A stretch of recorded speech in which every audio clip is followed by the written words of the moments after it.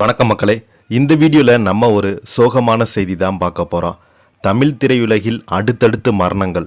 பிரபல பாடலாசிரியர் திடீரென மரணம் அடைந்து போயிருக்கிறாரு. இவருடைய மரணம் தமிழ் சினிமாவில் மிகப்பெரிய பெரும் துயரமாக இருந்து வருகிறது. யார் அந்த பிரபல பாடலாசிரியர், அவருக்கு என்னாச்சு, என்ன தகவல்னு வாங்க இந்த வீடியோவில் பார்க்கலாம். முதன்முறையாக நம்ம சேனலை பார்க்குறீங்கன்னா சப்ஸ்கிரைப் பண்ணாதவங்கெல்லாம் சப்ஸ்கிரைப் பண்ணிக்கோங்க. பெல் பட்டன் சிம்பிள் அமைக்கி நம்ம சேனலோட நோட்டிஃபிகேஷனை எனபிள் போடுற வீடியோ எல்லாமே உங்களுக்கு உடனுக்குடனே வந்து சேரும். வாங்க என்ன தகவல்னு பார்க்கலாம். அஜித் நடித்த பரமசிவன் படத்தில் பாடலாசிரியராக கிருத்திகா காலமாகியிருக்கிறாரு.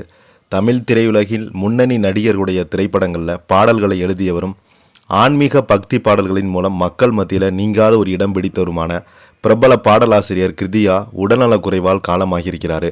அவரது மறைவு திரையுலகைச் சேர்ந்தவங்க மத்தியில் பெரும் சோகத்தையும் ஏற்படுத்தியுள்ளது. பாடலாசிரியர் கிருத்திகா தமிழ் சினிமா உலகில் முன்னணி இயக்குநர்கள் மற்றும் இசையமைப்பாளர்களுடன் இணைந்து பல வெற்றி பாடல்களை தந்திருக்கிறாரு.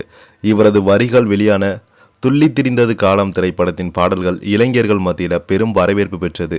இயக்குனர் பி. வாசு இயக்கத்தில் நடிகர் அஜித்குமார் நடிப்பில் வெளியான பரமசிவன் திரைப்படத்தில் இவர் பாடல்களை எழுதியுள்ளார் என்பதும் சமீப காலத்துக்கு முன்னாடி தான் தெரியும். திரைப்பட பாடல்களை தாண்டி பக்தி பாட இலக்கிய உலகில் பாடலாசிரியர் கிருத்திகாவின் பங்களிப்பு ஆள்பரியப்பது.